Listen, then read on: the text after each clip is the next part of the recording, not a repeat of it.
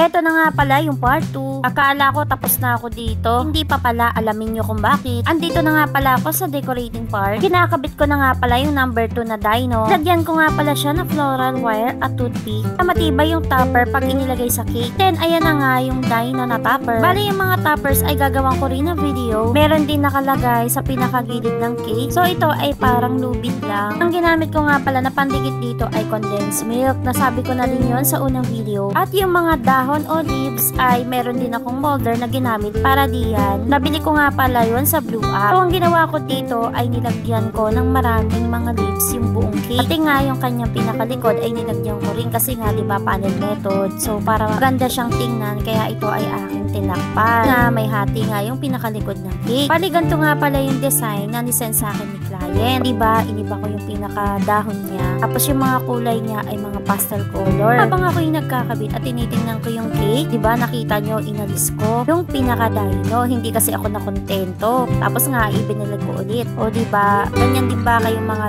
hindi kayo nakokontento? Siyempre sa mga ginagawa lang natin na cake design, wag lang sa mga jowa nyo. Charis! Napansin ko kasi habang tinitingnan ko yung inspiration ay para masyadong ma-curve yung katawan ng dino. Ang ginawa ko ay binawasan ko siya. Ewan ko nga ba, may ganun ako na attitude talaga namang pag hindi ako nakakali ay minapalitan ko talaga yung design, binabago ko siya. Siguro nga ay medyo tumaas na rin ng standards ko sa paggagawa ng cake kasi habang tumatagal ay feeling ko tumataas na rin yung expectation sa akin ng mga clients ko. So naiisip ko talaga na dapat talaga ay gandahan ko yung gawa sa cake. Actually, napakasimple lang ng design na to. Parang hindi pa nga ako nagagandahan sa cake na ginawa ko. Parang hindi ko nga rin nagaya yung dino. Sabi naman ni client ay maganda naman daw yung cake at malinis siyang tingnan. O kayo ba? Ano ba sa tingin nyo? Ang simple lang niya, di ba? Pero kayo ba? Nagagandahan din ba kayo? At si client ay nakakailang pagawa na rin. Ganito nga pala yung mga cakes na pinagawa niya sa akin. Ipakita ko sa screen.